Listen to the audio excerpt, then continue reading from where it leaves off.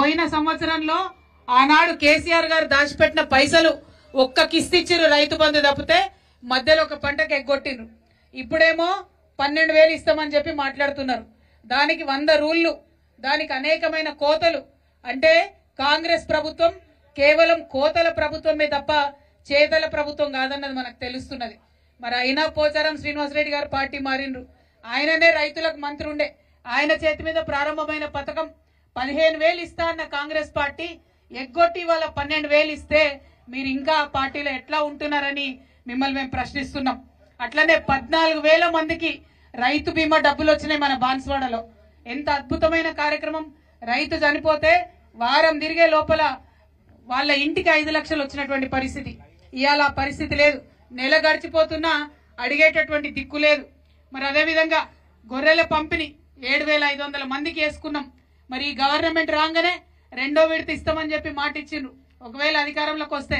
కానీ రాగానే ఎగబెట్టినటువంటి పరిస్థితి. మరి ఎందుకోసం పోచారం గారు పోయినరో కనీసం గొర్రెల పంపిణీ చెక్కులు డీడీలు కట్టినోళ్ళకు కూడా ఇప్పించుకోలేని పరిస్థితుల, దయనీయమైన పరిస్థితుల పార్టీ మారడం ఎందుకో, కన్న తల్లి లాంటి బీఆర్ఎస్ పార్టీకి ద్రోహం చేయడం ఎందుకో పోచారం శ్రీనివాసరెడ్డి గారు చెప్పాలని చెప్పి మేము డిమాండ్ చేస్తా ఉన్నాం.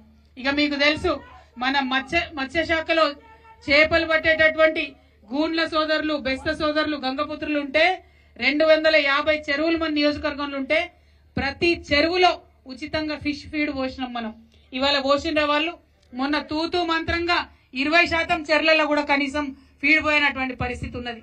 మరి ఎందుకున్నారా పార్టీలా పోచారం శ్రీనివాసరెడ్డి గారే ఆలోచన చేసుకోవాలి. అదేవిధంగా మరి 11,000 డబుల్ బెడ్రూమ్ ఇండ్లు మనం బాన్స్వాడకి ఇచ్చుకోవడం జరిగింది. 1 కాదు 2 కాదు 11,000 డబుల్ బెడ్రూమ్ ఇండ్లు మనం బాన్స్వాడకి ఇచ్చుకోవడం జరిగింది. మరి ఇంత అభివృద్ధి జరిగిన తర్వాత దీనికన్నా ఎక్కువ ఏం అభివృద్ధి చేస్తా అని ఇవాళ పోచారం గారు పార్టీ మారినరు. మరి ఛాలెంజ్ చేస్తా ఉన్నాం మనం. మరి ఇంతకన్నా ఎక్కువ అభివృద్ధి వారు చేసి చూపించాలని కూడా మేము డిమాండ్ చేస్తా ఉన్నాం.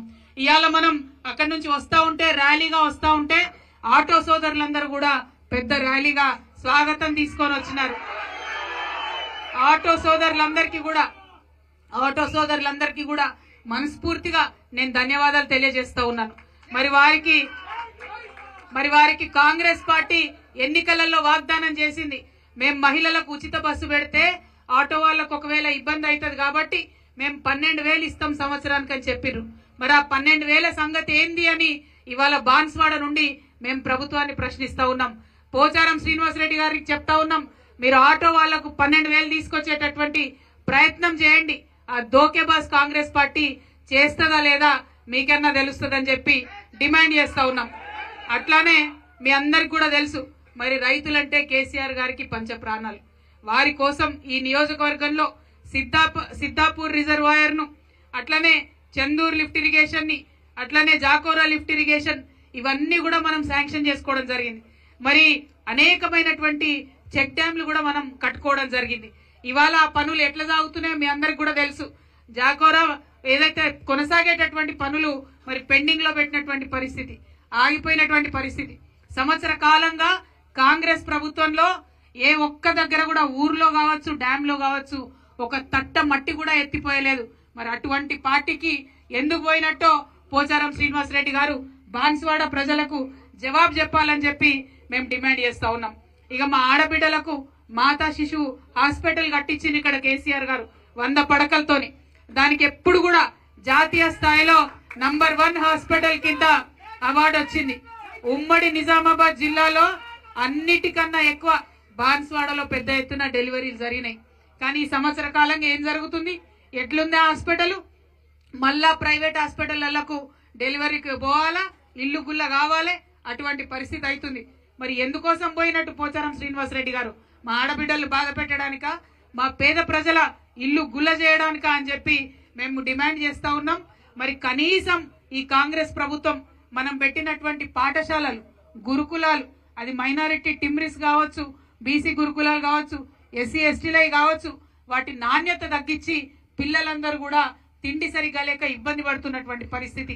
మనం పెట్టినప్పుడేమో మైనారిటీలకు 408 స్కూళ్లు పెట్టినాం, అద్భుతంగా పనిచేసినాం. ఇవాళ అవేవి లేవు. మరి కనీసం కరెంటు సంగతి మీరు చూస్తే ఆడ మాట్లాడదామంటే మనకు మైక్ కూడా పనిచేయని పరిస్థితి. మనం వస్తుంటే తోవలంతా కరెంటు తీస్తామని చెప్తున్నటువంటి పరిస్థితి. ఈ కాంగ్రెస్ ప్రభుత్వంలో కరెంటు కూడా లేదు. కానీ మనం ఆనాడు ఎన్ని సబ్ స్టేషన్లు ఇచ్చినాం మీ అందరి కళ్ళ ముందు ఉంది. బాన్స్వాడ ప్రజలందరికీ కూడా తెలుసుంది. మరిగా అభివృద్ధి బాగుండే, డబ్బులు వరదలా వచ్చే, స్వతంత్ర భారతదేశంలో ఎప్పుడు రానన్ని నిధులు బాన్స్వాడకు వచ్చే, బాన్స్వాడ బంగారు వాడగా మారే. ఇక మరి మీకెందుకు పోచారం శ్రీనివాసరెడ్డి గారు మీరెందుకు పార్టీ మారిందన్నటువంటి విషయాన్ని ఇక్కడ బాధతో, ఆవేదనతో, ఆక్రోశంతో బీఆర్ఎస్ పార్టీ కార్యకర్తలు మిమ్మల్ని ప్రశ్నిస్తా ఉన్నారు. దీనికి మీరు జవాబు చెప్పాలని చెప్పి మేము డిమాండ్ చేస్తా ఉన్నాం. అదే విధంగా బీఆర్ఎస్ పార్టీ కార్యకర్తలందరూ కూడా నేను మీకు పిలుపునిస్తా ఉన్నాను. కేసీఆర్ గారు ఎప్పుడు ఒక మాట చెప్తారు, నాయకులు ఉంటే ఉంటారు, పోతే పోతారు, కేవలం ప్రజలు మాత్రమే నాతో ఉంటారని చెప్తారు. ఇవాళ బీఆర్ఎస్ పార్టీతోని ప్రజలు ఉన్నారు, బీఆర్ఎస్ పార్టీతోని కార్యకర్తలు ఉన్నారు. మనందరం మళ్ళా చలిచీమల దండు కదిలినట్టు కదులుదాం, బాన్స్వాడలో మళ్ళా గులాబీ జెండాను ఎగిరేద్దాం అని చెప్పి మీ అందరికి కూడా తెలియజేస్తూ, ధైర్యం కోల్పోవద్దు. ఎమ్మెల్యే పోతే పోయిన ఇబ్బంది లేదు, మీకు నేనున్నా, నేను కూడా ఎమ్మెల్సీనే. ఉమ్మడి నిజామాబాద్ జిల్లాకు నేను ఎమ్మెల్సీని. తప్పకుండా ఏ చిన్న కార్యక్రమం ఉన్నా, పెద్ద కార్యక్రమం ఉన్నా నేను కూడా బాన్స్వాడకు వస్తా. మళ్ళా బాన్స్వాడలో గులాబీ జెండా ఎగిరేంత వరకు కూడా విశ్రమించడానికి కూడా మీ అందరికి తెలియజేస్తా ఉన్నాను. Thank you. జై తెలంగాణ.